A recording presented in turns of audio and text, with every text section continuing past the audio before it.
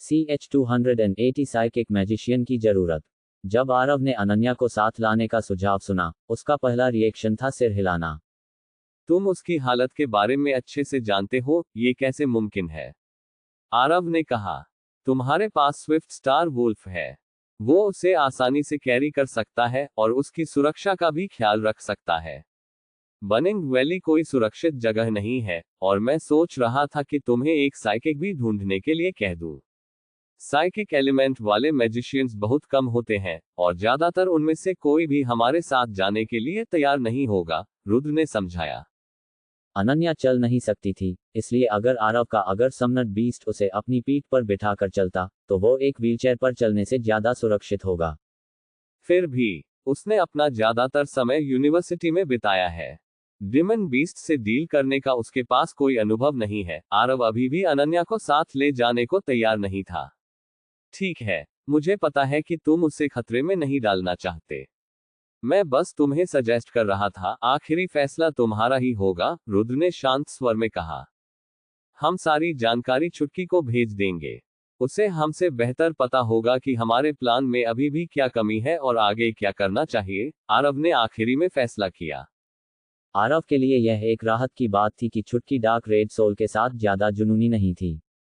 उसने समझ लिया था कि उसके पिता की मौत असामान्य थी, लेकिन जल्दी करने से कोई फायदा नहीं था, इसलिए उसने इस मामले में जल्दबाजी न करने का फैसला किया। जब छुटकी ने सुना कि आरव बनिंग वैली में एक एडवेंचर की प्लानिंग बना रहा है, तो उसकी आंखें एक्साइटमेंट से चमक उठी, और वह तुरंत अपने सामान्य व्यवहार में लौट आई। पवनपुर उनके देश में बहुत फेमस शहर है, क्योंकि वहां कई प्राचीन डिमन बीस्ट्स पाए जाते हैं, जिनकी वंशावली सबसे शुद्ध और इतिहास सबसे लंबा है। यह उनके देश की मैजिक सभ्यता का सबसे शानदार मील का पत्थर भी माना जाता है। हंटर्स अक्सर वहां प्राचीन सभ्यताओं की खोज के लिए जाते हैं, और जो भाग्यशाली होते हैं, वे वहां से कई आर्टिफैक्ट्स या इक्विपमेंट्स खोज निकालते हैं।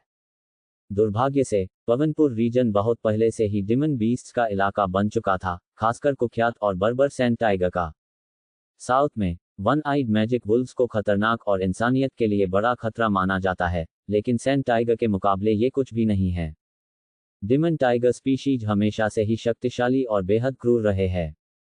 बनिंग वैली पवनपुर इलाके के पूर्व में स्थित है, डेजर्ट की सूनी रेतों में, जहां धूल के कण हवा में तैरते हैं और गर्म हवाओं के साथ उबलती गर्मी छाई रहती है। यहां तक कि हंटर्स भी इन विदेशी इलाके के बारे में जानते हैं। बनिंग वैली पवनपुर रीजन का हिस्सा है, और पवनपुर सिटी के अलावा ये इलाका काफी बड़ा है, जो लगभग पवनलपुर इलाके के आधे हिस्से को घेरता है। बनिंग वैली असल में पवनपुर के अग्निगढ़ के पास स्थित है। आरव की जियोग्राफिकल जानकारी लिमिटेड थी, लेकिन जैसे ही अग्निगढ़ का नाम सामने आया, उसे तुरंत समझ आ गया कि वह जगह कहाँ है। हालांकि पवनपुर रीजन काफी खतरनाक है, फिर भी कुछ हिस्सों में शहर बसे हुए हैं। वे पवनपुर एयरपोर्ट तक फ्लाइट ले सकते हैं और फिर उत्तर पूर्व की तरफ बनिंग वैली की ओर अपना सफर शुरू कर सकते हैं। छुटकी पिछले कुछ दिनों से तैयारी कर रही थी। ऐसा लग रहा था कि यह उसका पहला रेगिस्तानी सफर होगा, और वह सूनी रेतों में एडवेंचर करने के लिए बहुत एक्साइटेड थी। असल में, छुटकी के पिता ने उसे बचपन से ही पवनपुर रीजन में अपने एडवेंचर्स की कहानियां सुनाई थी। तब से छुटकी ने हमेशा सोचा था कि वो जगह कैसी होगी। जब डार्क रेड सोल की घटना हुई, तो उसे अपने पिता की और ज्यादा याद आई, और इसी वजह से जब आरव ने पवनपुर जाने का प्लान बताया, तो उसने तुरंत इस सफर का हिस्सा बनने का फैसला कर लिया। आरव खुद को बहुत भाग्यशाली मानता था कि छुटकी जैसी पार्टनर उसके साथ थी। दूसरे अनुभवी हंटर्स कमीशन का एक बड़ा हिस्सा ले लेते, लेकिन आरव के केस में, उसके पास रिवॉर्ड्स पर पूरा कंट्रोल था। छुटकी ने यह भी कहा था कि जैसे जैसे वो शक्तिशाली होता जाएगा, वे हायर रैंक मिशन भी ले सकेंगे, जिससे उनकी ताकत और पहचान और बढ़ेगी। आरव को आखिरकार छुटकी का रिस्पॉन्स मिला, और उसे ये जानकर राहत महसूस हुई कि वह प्रिपरेशंस लगभग पूरी कर चुकी थी। मैंने सब देख लिया है।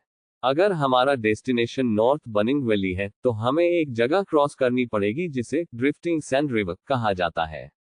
ये बेसिकली एक नेचुरल बाउंड्री है, और अगर हम इसे क्रॉस नहीं कर पाते, तो हमें पवनपुर के ओवरलॉर्ड सैंड टाइगर होर्ड से बात करनी पड़ेगी उसके इलाके से गुजरने के लिए, ये जो कि लगभग नामुमकिन है। छुटकी ने मैप पर जूम इन करते हुए कहा। मैप बहुत सावधानी से बनाया गया था, जिसमें डिमन बीस्ट्स की डेंसिटी के मार्किंग्स अच्छी तरह से दिखाए गए थे। ये डिटेल्स हंटर्स के लिए बेहद जरूरी थे, क्योंकि अगर वो गलती से हाई डेंसिटी वाले एरियाज में घुस गए, तो वहां से बचकर निकलना लगभग नामुमकिन था। हम ये ड्रिफ्टिंग सैंड रिवर कैसे पार करेंगे? अगर कोई नॉर्थ बनिंग वैली में दाखिल होकर फ्लेम बेल को देख चुका है, तो जरूर कोई तरीका होगा इसे क्रॉस करने का, आरव ने चिंतित होकर पूछा। ड्रिफ्टिंग सैंड रिवर को एलिफेंट सैंड सोल्जर्स कंट्रोल करते हैं, जो एक प्रकार के अर्थ एलिमेंटल बीस्ट हैं, जो सैकड़ों सालों से वहां हैं। ये एलिफेंट सैंड सोल्जर्स बहुत ज्यादा ताकतवर नहीं होते, लेकिन हमेशा झुंड में चलते हैं। वो पूरी ड्रिफ्टिंग सैंड रिवर में घनी आबादी में होते हैं, और यही सबसे बड़ा चैलेंज होता है उन हंटर्स के लिए जो नॉर्थ बनिंग वैली तक पहुंचने का प्लान करते हैं। छुटकी ने अपने हाथ से स्क्रीन पर स्वाइप किया और एक एलिफेंट सैंड सोल्जर की इमेज सामने आई। सीधे रास्ते से जबरन पार कर लें, आरव ने तुरंत सोचकर कहा। वो स्ट्रेट फॉरवर्ड पार करने वाला इंसान था। उसके बारे में सोचना भी मत, यहां तक कि एक आर्मी भी ऐसा नहीं कर पाएगी। जो हंटर्स नॉर्थ बनिंग वैली तक पहुंचे हैं, उन्होंने कोई सीक्रेट तरीका इस्तेमाल किया है सैंड ड्रिफ्टिंग रिवर को पार करने का। मैंने कम से कम 20 अलग अलग तरीके आजमाए, और कोई भी काम नहीं आया। एक ही तरीका है, और शायद सबसे सुरक्षित तरीका, एक साइकिक ढूंढना, छुटकी ने सख्ती से कहा। रुद्र ने तुरंत सहमति में सिर हिलाया। जब इन एलिमेंटल बीस्ट्स की टेरिटरीज को पार करने की बात आती है, तो एक साइकिक का होना बहुत जरूरी होता है। कई ग्रुप्स अपने खजाने का आधा हिस्सा सिर्फ इस शर्त पर एक साइकिक को ऑफर करते हैं कि वह उनके साथ टीम में शामिल हो जाए। यह साफ तौर पर दिखाता है कि पवनपुर रीजन में एक साइकिक कितना जरूरी है। साइकिक की रेरिटी सिर्फ हीले के बाद आती है। ज्यादातर साइकिक्स हंटर्स में नहीं मिलते, क्योंकि उन्हें बड़ी फैमिलीज द्वारा सुरक्षित रखा जाता है या मैजिक एसोसिएशंस में ऑफिशियल के रूप में हायर किया जाता है। उनकी टीम के पास एक साइकिक को ऑफर करने के लिए कुछ नहीं था, इसलिए छुटकी ने तुरंत सुझाव दिया कि आरव अनन्या को साथ ले चले। अनन्या इस एडवेंचर के लिए सबसे सही कैंडिडेट थी। पहला, उसका साइकिक एलिमेंट जर्नी की सेफ्टी की गारंटी कर सकता था, और दूसरा, उसका प्राइमरी एलिमेंट हीलिंग था, जो ग्रुप की सिक्योरिटी के लिए एक और इंश्योरेंस था। लेकिन आरव अनन्या को खतरे में डालने से बेहतर पूरे प्लान को छोड़ने के लिए तैयार था। मैंने पहले ही अनन्या को इसके बारे में बता दिया है, और वो जाने के लिए काफी इच्छुक है। छुटकी ने पहले ही कदम उठा लिया था, बिना आरव से पूरी तरह चर्चा किए। आरव बस हल्की सी मुस्कान के साथ रिएक्ट सकता था। अगर बात करें अनन्या के एलिमेंट्स की, तो उसने बहुत ही खास एलिमेंट्स अवेकन किए थे। सिर्फ हीलिंग एलिमेंट ही नहीं, बल्कि उसने साइकिक एलिमेंट को भी सेकेंडरी रूप में अवेकन किया था। भले ही उसकी लड़ने की क्षमता बहुत कम थी, लेकिन वह कई टीमों के लिए एक जरूरी मेंबर बन सकती थी। स्वपन नगरी के कई हंटर स्क्वाड्स उसे अपनी टीम में शामिल करने की कोशिश कर रहे थे। 281 एक नया टीम मेंबर। शाम को लकी ने भी अपना जवाब दे दिया। उसने साफ कर दिया था कि वो वहां मौजूद होगा, चाहे उसे आर्मी के डिसिप्लिन से जुड़ी कोई समस्या क्यों ना हो। लकी के लिए सब कुछ साफ था, लेकिन अब सिर्फ एक फैसला लेना बाकी था, क्या उसे अनन्या को साथ लाना चाहिए या नहीं। रात को आरव लकी को कॉल करने वाला था कि वो इस एडवेंचर को कैंसिल कर दे, लेकिन अल्केली अनन्या ने उससे पहले ही कॉल कर लिया। आरव को अच्छी तरह पता था कि अगर कोई जरूरत होती और अनन्या मदद कर सकती, तो वो बिना किसी झिझक के मदद करती, चाहे इसके लिए उसे पवनपुर रीजन में खुद को खतरे में क्यों न डालना पड़े। लेकिन आरव ऐसा बिल्कुल नहीं चाहता था। उसे हमेशा से ये लगता था कि अनन्या की ना चल पाने की दिक्कत उसकी वजह से हुई थी, और अगर अब उसके साथ कुछ भी गलत हो जाता, तो वो खुद को कभी माफ नहीं कर पाता। आरव ने अनन्या को साथ ना चलने के लिए समझने की कोशिश की। भाई आरव, तुमने इतने समय तक मुझे बिना किसी तकलीफ के देखा है, तो अब मुझे जो भी करना है, उस पर आपको ज्यादा चिंता नहीं करनी चाहिए। अगर आप जोर देकर कहोगे कि मैं न जाऊं, तो मैं मान लूंगी। लेकिन जब पिछली बार तुम्हारे साथ वो घटना हुई थी, तब मुझे बहुत दुख हुआ था। मैंने अपने हीलिंग एलिमेंट से बहुत से लोगों की मदद की है, लेकिन तुम्हारे लिए कुछ नहीं कर पाई। मैं बस चिंता करती रही और तुम्हारे लिए प्रार्थना करती रही कि तुम सही सलामत रहो। मैं तुम्हारे साथ रहना चाहती हूँ, तुम्हारे और करीब होना चाहती हूँ। मैं अकेली इंतजार नहीं करना चाहती, और जब कुछ होता है तो बेकार गहरी पछतावों में नहीं रहना चाहती कि मैं तुम्हारी मदद नहीं कर पाए, अनन्या ने अपने नर्म लेकिन मजबूत स्वर में कहा। अनन्या स्वभाव से ही विनम्र थी। उसकी धीमी चाल उसे कमजोर दिखाती थी, लेकिन आरव जानता था कि अंदर से वो तेज और मजबूत थी। जब संजीवनी भूवी की आपदा के दौरान उसे सुपरमार्केट में अकेला छोड़ दिया गया था, अगर उसने अपनी किस्मत को स्वीकार कर लिया होता, तो शायद वो ठंडे फ्रिज में छुपकर जिंदा नहीं रहती, जबकि उसके बचने के चांस बहुत कम थे। आरव को अब अनन्या के शब्दों का मतलब समझ में आने लगा। उसने हमेशा अनन्या की सुरक्षा पर ध्यान दिया था, उसके पास किसी भी तरह की परेशानी नहीं आने दी थी। शायद ये सच था कि उसने उसे एक बड़े पेड़ की छाव की तरह तूफान और बारिश से बचाया था, लेकिन उसने अनजाने में उसकी वो चमक छीन ली थी जो वो पूरी दुनिया में फैलाना चाहती थी, और उसकी वो खुशबू भी जो वो दुनिया भर में बिखेरना चाहती थी। एक लंबी चुप्पी के बाद आरव ने आखिरकार मान लिया कि उसे अनन्या के फैसले का सम्मान करना चाहिए। वो उसकी प्रोटेक्शन इसलिए चाहती थी क्योंकि वो अपनी भाई पर ट्रस्ट और उसकी रिस्पेक्ट करती थी, लेकिन वो उसके साथ रहकर ज्यादा योगदान भी देना चाहती थी। जैसे ही आरव ने सिर हिलाकर सहमति जताई कि अनन्या साथ आ सकती है, दूसरी तरफ से उसकी खुशी भरी हंसी सुनाई दी, जो साफ तौर पर इस रोमांचक सफर का इंतजार कर रही थी। उसकी सिचुएशन की वजह से उसके लिए ट्रेनिंग करना तो नामुमकिन था, जंगल में एडवेंचर तो बिल्कुल भी नहीं हो सकता था।